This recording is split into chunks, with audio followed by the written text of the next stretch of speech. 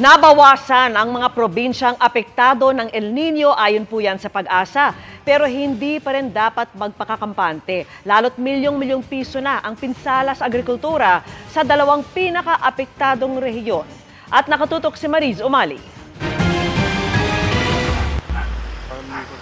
Kahit sa mga hukay na pagkukunan sana ng tubig, halos wala nang natira.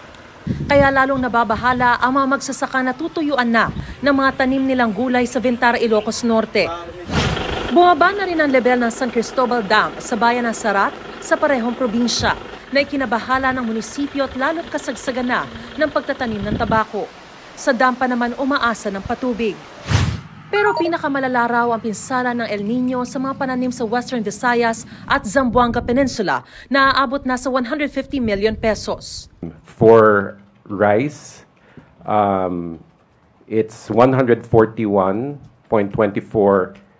million, and then for corn, that's 10.04 million. So, two regions pa lang po ang severely affected.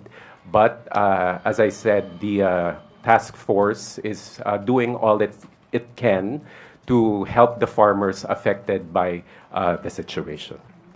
Patuloy ang pagkukumpuni sa mga irrigation canal para magkaroon ng mas maayos na pagkukunan ng tubig.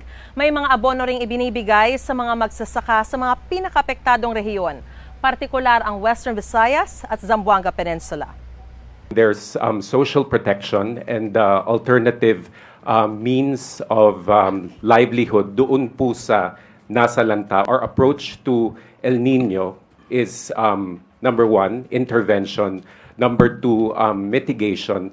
Malaking bagay naman na ayon sa Pag-asa ay bumaba na sa 41 probinsya na lang ang apektado ng El Nino mula sa dating 50 probinsya. 14 ang nakararanas ng drought o tagtuyot. Dry spell naman sa 10 probinsya at dry conditions sa 17 iba pa.